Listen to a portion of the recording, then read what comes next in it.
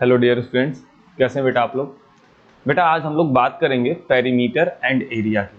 ठीक है, तो पेरीमीटर एंड एरिया का चैप्टर स्टार्ट करेंगे, देखेंगे इन चैप्टर्स में क्या है और किस तरीके से हम इनके क्वेश्चंस को सॉल्व करते हैं। तो आइए स्टार्ट करते हैं पेरीमीटर एंड एरिया। तो पेरीमीटर एंड एरिया को स्टार्ट करने से पहले सबसे पहले हम बात करेंगे बेटा कि ये जो पेरीमीटर होता है इसका मीन्स क्या होता है और एरिया का मीन्स क्या होता है, इसको समझते हैं। तो बेसिकली पेरीमीटर जो होता है वो आउटलाइन होती है। जैसे कोई भी फिगर है, उस फिगर की जो आउटलाइन है उनकी एक्चुअल लेंथ को हम बोलते हैं पेरीमीटर। और जो उस फिगर के अंदर जो क्लोज्ड स्पेस होता है उसे हम बोलते हैं उसका एरिया। ठीक है, तो अगर हम बात करते हैं कुछ बेसिक फिगर्स की, कुछ रेगुलर फिगर्स हमारे पास होते हैं 2D में, जैसे बात कर रहा है स्क्वायर की और रेक्टेंगल की।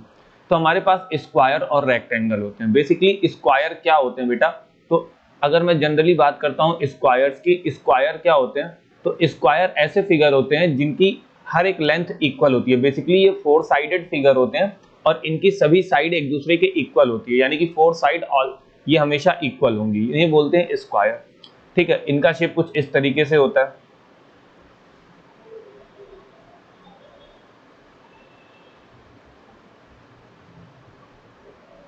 अगर ये साइड ए है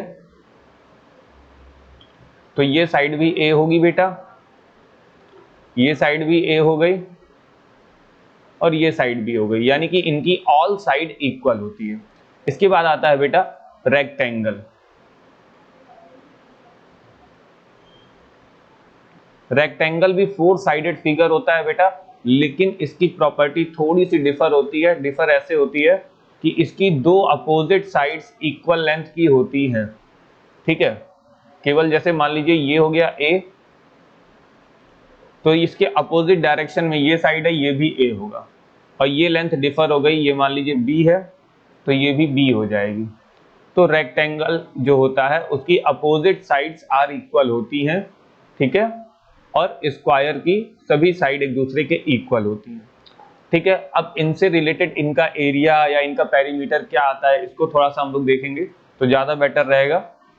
अगर मैं इनके एरिया या इनके पेरीमीटर की बात करूंगा तो जैसे मान लीजिए मैंने लिखा एरिया या पेरीमीटर, पेरीमीटर ऑफ स्क्वायर कितना आता है बेटा। अगर स्क्वायर के पेरीमीटर की बात करते हैं तो 4 साइड है, 4 इंटू साइड, यानी कि साइड का 4 से मल्टीप्लाई कर दो क्योंकि सभी साइड इक्वल होती है, यानी कि 4 into side is the perimeter of square.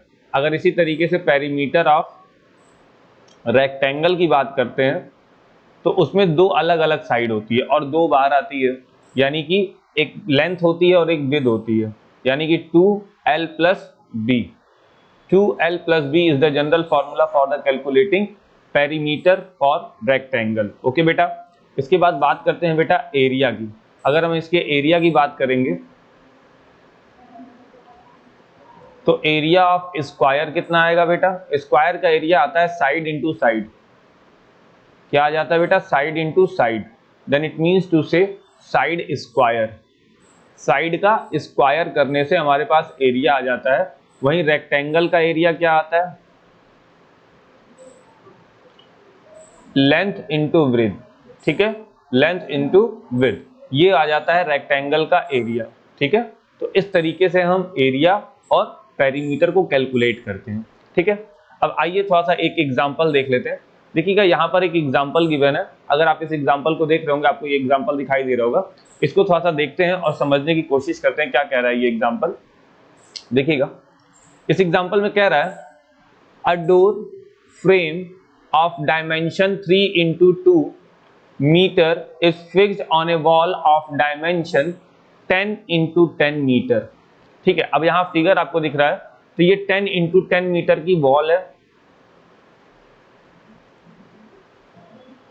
और इसमें क्या हो रखा है, डोर फिक्स हो रखा है 3 into 2 का। ये 3 की हाइट है और ये 2 ब्रॉड है। ठीक है, आगे आपसे कह रहा है find the total labour charges for painting the wall. अब वॉल को पेंट करना है। अब देखो जब वॉल को पेंट करोगे तो ऑब्वियस सी बात है डोर का स्पेस जो होगा वो छोड़ दोगे। Labour charge for painting 1 metre square of wall 2.50। तो मुझे ये देखना है कि कितने मीटर स्क्वायर मुझे पेंटिंग करनी है। तो अब मुझे टोटल वॉल के एरिया में से डोर के एरिया को सब्ट्रैक्ट करना है, तो ये हो जाएगी टोटल पेंटिंग। ठीक है, तो आप निकालेंगे एरिया ऑफ वॉल और area of door.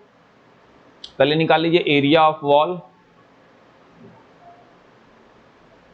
Area of wall कितना आ जाएगा बेटा 10 into 10 which is equal to 100 metre square.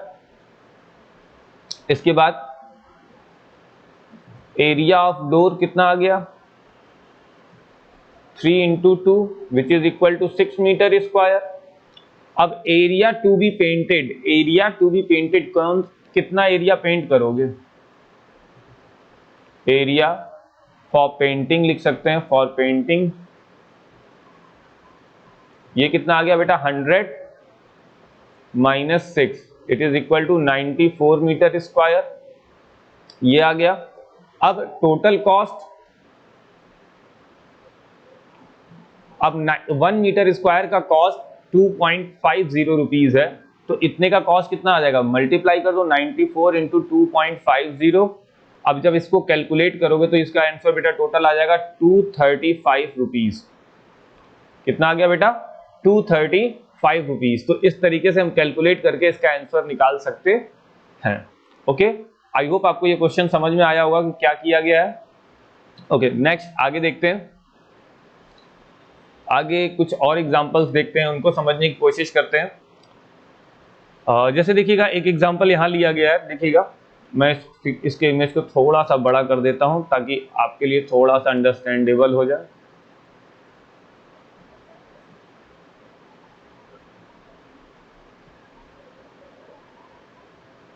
देखिएगा यहां पर क्या कह रहा है इस क्वेश्चन में,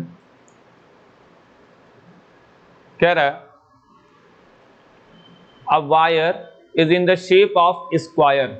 एक वायर है जिसका शेप स्क्वायर में है, ऑफ साइड 10 सेंटीमीटर।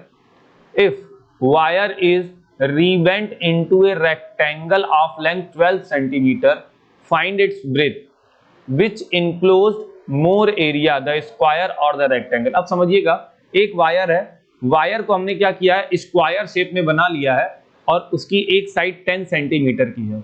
ठीक है, साइड ऑफ स्क्वायर कितना दे दिया है 10 सेंटीमीटर। तो पेरीमीटर निकाल लीजिए, क्योंकि पेरीमीटर जब आपको मिलेगा तो एक्चुअल लेंथ ऑफ वायर मिल जाएगा। तो पेरीमीटर, तो length of wire, perimeter of square के इक्वल होगा। तो स्क्वायर का पेरीमीटर कितना हो जाता है 4 इंटू साइड, तो 4 इंटू साइड कितना है बेटा 10 विच इज इक्वल टू 40। ठीक है, लेंथ आ गई 40 मीटर। ओके, अब आप एरिया निकाल लीजिए। एरिया कितना आ गया, तो हो गया 10 इंटू 10 साइड स्क्वायर यानी कि 10 into 10 which is equal to 100 metre square. अब इसी वायर को, यानी कि इसकी जो एक्चुअल लेंथ है वो 14 है, इस वायर को हम कन्वर्ट करते हैं रेक्टेंगल में। तो रेक्टेंगल जब हम बनाते हैं तो देखिएगा यहाँ पे कह रहा है रेक्टेंगल की लेंथ जो है वो 12 सेंटीमीटर है। ठीक है, तो पेरीमीटर ले लेते हैं रेक्टेंगल का। ठीक है, पेरीमीटर इज इक्वल टू क्या आ जाएगा 2L प्लस बी, ये फॉर्मूला होता है। तो जो पेरीमीटर उसका आ रहा था वही पेरीमीटर इसका आएगा क्योंकि एक्चुअल लेंथ है। तो कितना आ जाएगा ये बेटा 40 मीटर। तो 40 इज इक्वल टू 2 लेंथ की वैल्यू दिया है प्लस बी, 2 को इस साइड भेजेंगे डिवाइड होगा, 40 upon 2 is equal to 12 plus B. अब जब मैं इसको फर्दर कैलकुलेट करूंगा तो देखिए क्या होगा, ये इससे कैंसिल होकर 20 हो गया और ये हो गया 12 प्लस बी। तो b इज इक्वल टू क्या हो गया 1 और ये 20 minus 12 which is equal to 8। तो उसकी विड्थ कितनी आ गई बेटा 8 मीटर। अब एरिया निकाल लीजिए। तो अगर अब इसका एरिया निकाल रहे हैं तो हम देख रहे हैं कितना आ रहा है, एरिया इज इक्वल टू क्या होता है L इंटू बी। लेंथ कितनी थी 12, बी कितना आ गया 8। अब इसको कैलकुलेट करोगे तो कितना आ जाएगा 12 8 जा 96 मीटर, 96। ठीक है,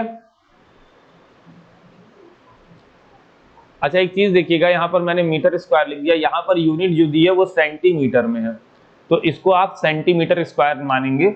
ठीक है, इसको आप क्या लिखेंगे, सेंटीमीटर स्क्वायर, और यहां लिखेंगे सेंटीमीटर। ठीक है, तो यहां पर एरिया आ गया 96 सेंटीमीटर स्क्वायर। तो अब बताओ एरिया किसका ज्यादा है, रेक्टेंगल ने एरिया ज्यादा कवर किया है या फिर स्क्वायर ने? तो हमको देखने में मिल रहा है कि स्क्वायर का जो एरिया था वो 100 था और रेक्टेंगल का एरिया जो है वो 96 है। रेक्टेंगल का एरिया क्या है बेटा, 96, और उसका एरिया कितना था, 100। तो यहाँ क्या लिखोगे, सो एरिया किसका ज्यादा है, स्क्वायर का। So area of square is more than the area of rectangle. Is that clear? तो आई होप आपको ये समझ में आ गया होगा कि इस क्वेश्चन का मतलब क्या और इसको सॉल्व कैसे करना है। आप फिर से देखिएगा क्वेश्चन को यहाँ पर, तो आपको समझ में आएगा कि किस तरीके से इसके क्वेश्चंस को सॉल्व करना है। ठीक है, इसमें कुछ नहीं लिखा है, इसमें बेसिक लिखा है a wire is in the shape of square of side 10 centimeter if the wire is rebent into the rectangle of length this and its breadth with enclose more area of square of rectangle. तो इसमें कह रहा है एक wire है, wire से तुमने क्या बना लिया, स्क्वायर का बना लिया, अब उसको ओपन किया फिर उसका रेक्टेंगल बनाया। तो जो उसकी लेंथ होगी या पेरीमीटर जो आएगा वो हमेशा इक्वल होगा। दैट्स व्हाई आप इसको इस तरीके से कैलकुलेट करते हैं। ओके, आगे कुछ और देख लेते हैं बेटा, और देखेंगे तो और चीजें क्लियर होंगी। इससे रिलेटेड एक्सरसाइज हम लोग देखेंगे क्या है होता है एक्सरसाइज में, क्या नहीं होता इससे। ठीक है, देखिएगा एक क्वेश्चन और दिया है, इसको भी देख लेते हैं। क्वेश्चन यहाँ दिया है the area of a square and the rectangle are equal. दोनों का एरिया क्या है, इक्वल है। If the side of a square is 40 centimetre and the width of the rectangle is 25 centimetre, find the length of the rectangle, also find the perimeter of the rectangle. Okay, हमको ये मालूम है कि area equal है, तो हम directly area का formula लगा देते हैं। तो यहां लिख सकते हैं हम लोग क्या, area of rectangle is equal to area of square. लिख लिया, रेक्टेंगल का एरिया क्या होता है, L इंटू बी, स्क्वायर का एरिया क्या होता है, साइड स्क्वायर। ठीक है, यानी कि side into side, basic. L length की वैल्यू देखिएगा यहाँ दिया, विड्थ ऑफ दिया है, L नहीं दिया है, तो L इंटू विड्थ की वैल्यू दिया है 25 centimetre is equal to side इसका दिया है 40 सेंटीमीटर, तो 40 इंटू 40, तो L इज इक्वल टू कितना आ गया बेटा, 40 इंटू 40 होता है बेटा 1600, और 25 से यहाँ डिवाइड कर दो इसको, तो ये आ जाएगी L की वैल्यू। तो L इज इक्वल टू कितना हो जाएगा, जब हम इसको डिवाइड करेंगे तो कितना आएगा, थोड़ा सा इसको कैलकुलेट करते हैं कितना आएगा। तो ये आ जाएगा बेटा 64, कितना आ जाएगा 64, क्योंकि अगर मैं इसको कैलकुलेट करूंगा तो इट्स बिकम 64, 1 और इससे कैलकुलेट करोगे then it's become 64, then length is equal to 64, और ये क्या आ गई, सेंटीमीटर। ठीक है, ये आ गया।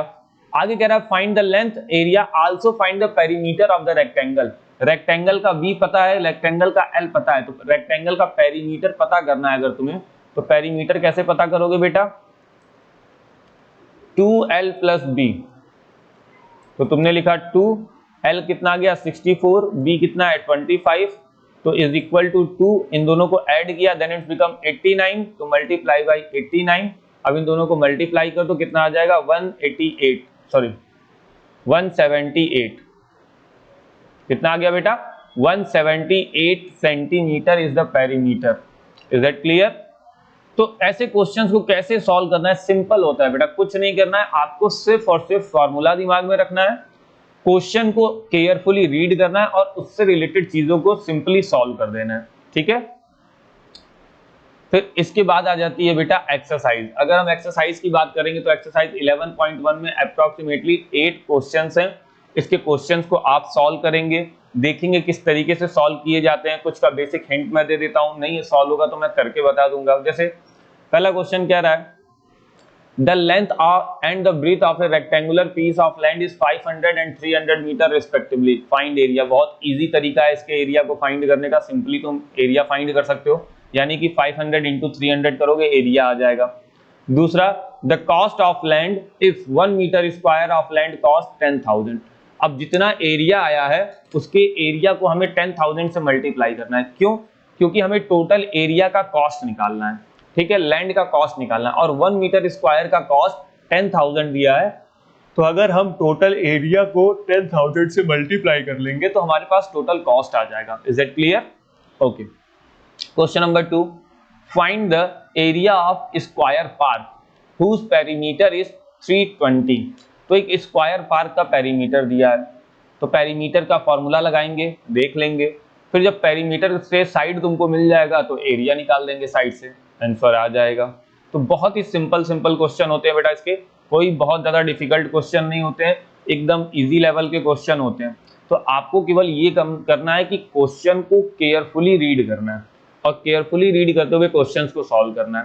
तो अगर आप इसके क्वेश्चंस को सॉल्व करेंगे तो बहुत मजा आएगा, क्योंकि ये चैप्टर बहुत इंटरेस्टिंग होता है और इसमें सिंपल क्वेश्चन होते हैं। हाँ, लेकिन एक चीज जरूरी है कि अगर आपको ये चैप्टर समझ में नहीं आया या फिर अगर आप इसके क्वेश्चंस की प्रैक्टिस नहीं करते हैं तो आप भूल जाएंगे और फिर आपसे अच्छी वाली मिस्टेक्स होंगी।